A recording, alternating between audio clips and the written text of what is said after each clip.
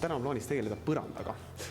Põrandalaudade valik on loomulikult puumarketis suur ja lai, võib võtta klassikalised punnsoonega põrandalauad, meie oma sauna puhul isegi ei pruugi, vaatame, sukeldume valikusse ja teeme oma otsuse. Hea mõte on see laudis viimistleda ka alt, sest et ikkagi varem või hiljem mingi niiskus sinna satub. Sellepärast, mis ma tegin, on see, et ma katsin siis selle Tikurilla lattia soojaga ehk põrandakaitsevahendiga laudude alumised küljed ära. Ja nüüd, kui ma panen maha, siis ma saan pealpool teha lihvimised, muud toimingud ja alles siis pealmise poole ära viimistleda. Aga samas alumine pool on juba viimistletud.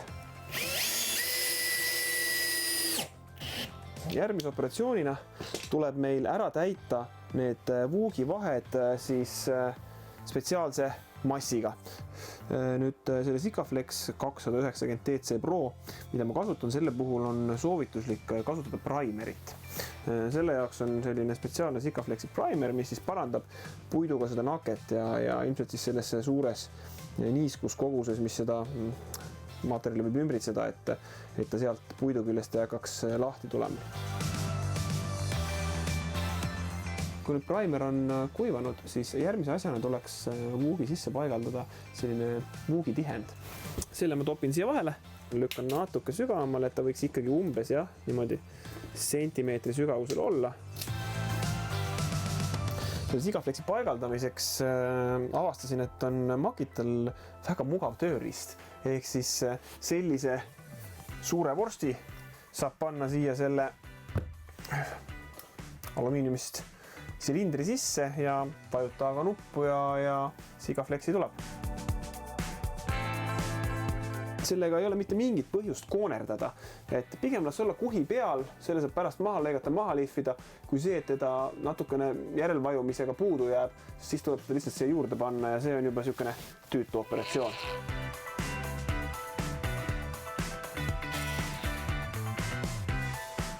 Nii, me oleme teibiga ära eraldanud endal siin ühe nurga, kus me selle väikese viimistluse praegust teeme, sellepärast, et ülejäänud põrand ei ole veel valmis, aga saame saate jaoks väikse jupi ära viimistleda.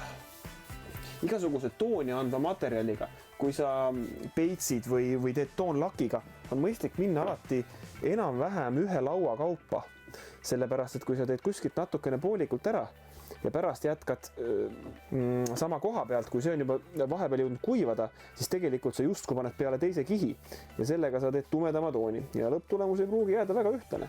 Aga kui nüüd ma enam-vähem sihin seda laua kaupa, siis ei tohiks probleemi tekkida.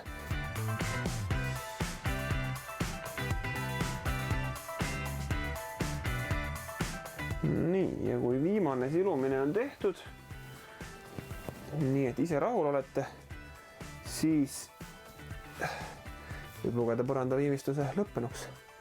Järgmises meistri nurgas räägime ju sellest, kuidas laudise seina saaks. Nii et olge meiega järgmine kord.